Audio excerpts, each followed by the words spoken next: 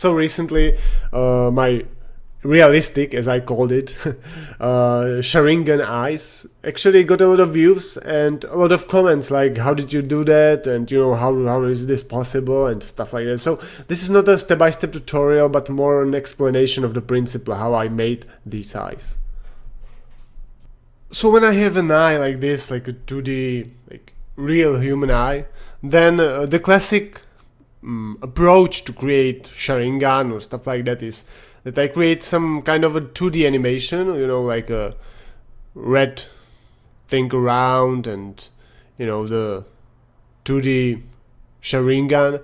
And then the key thing is that I just, take the eye, scale it kind of so that it fits the real footage, and just place it over. You can add some kind of a blending mode, but something like this. Yeah, this is not perfect, of course. I would have to use some masking. If you know how masks are used, then I create some masking. I think like cutting the eye so that it fits the image, the original image. And this is just a draft, I'm not trying to actually do something that I would publish on my channel. So yeah, I said the mask here, and yeah, something like that.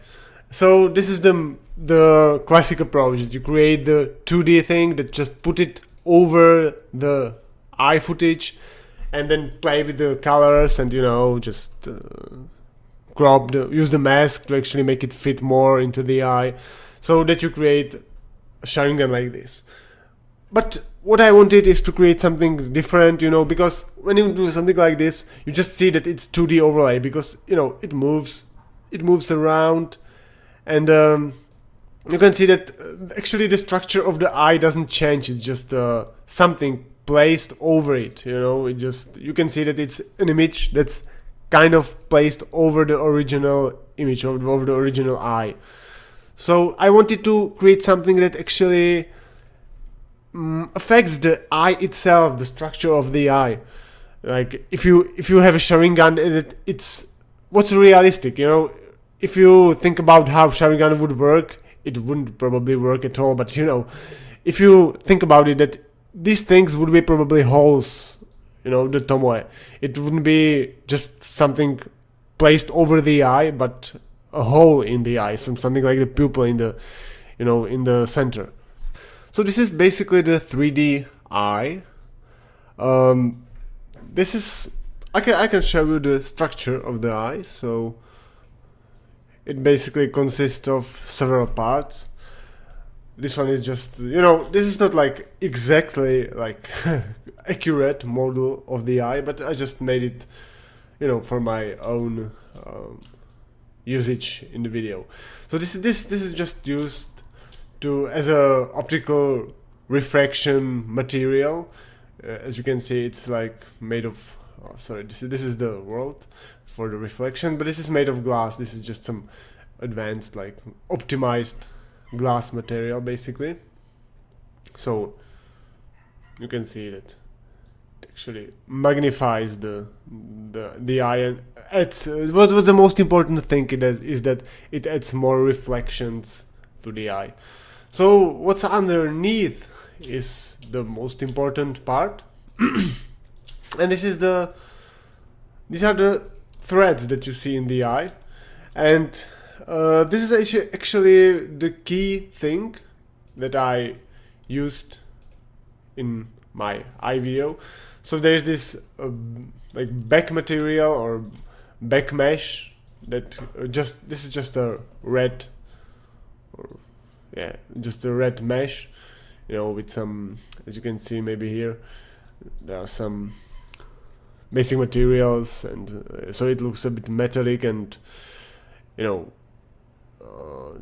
the specular reflection, and so this is not really important. What I also used is that I used some texture displacement, so that it's actually somehow, no, not just flat, but you know, moving. But this is just to make the background for the eye. The most important thing, oh, by the way, these spikes are actually just, you know, I just thought that they look pretty cool because they made the center of the eye more detailed with some, like, it looked like more like a spaces or some additional strings inside, but this is not important. What's important are these two, like, bunches of strings. What this actually is, or how I created it. When you look at the eye, you can see that in the eye there's a lot of small threads that probably are used for the dilatation of the eye and of the pupil and things like that. So these are basically just paths, and which are animated. So I created these paths. These paths were created by a simple hair particle system. So if you use Blender, then you know that there are the particle systems, and one of them is the you can use it as an emitter, so the particles fly away, but you can also use it as a hair, so it just sticks to the emitter. So you might ask how I created the displacement of the hair. So it's just simple turbulence force. So if I disable it, it's just straight. So yeah, something like that. And you have to set the right size to make the displacement look actually, you know, not too big or not too small, because if it's too small it just looks like some kind of a noise. Yeah. And if it's too big, then the waves are not that noticeable, so you know, something in between. Yeah. So basically I created this particle system, and then I converted it into a path, which is quite easy in Blender, so you can convert the hair to the path. And then that's actually all. That's the main thing.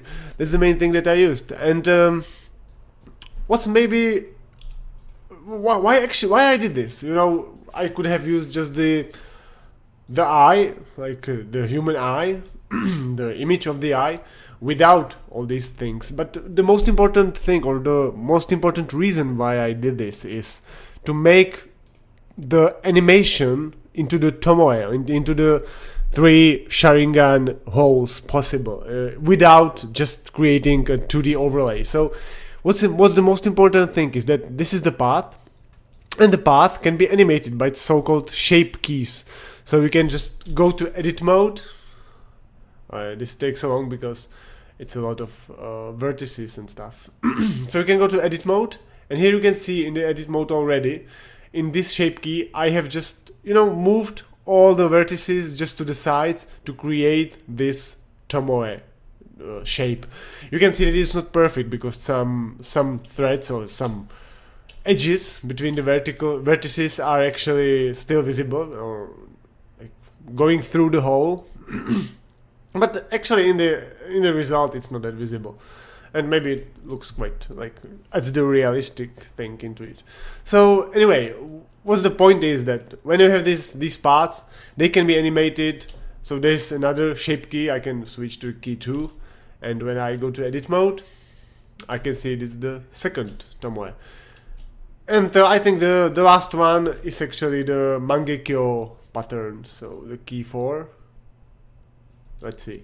When I go to edit mode, yeah, it's like kind of resembling the Mangekyou of Uchiha Itachi. And to more highlight the whole thing, to create basically to make it more dark, more black, is that I added just another mesh.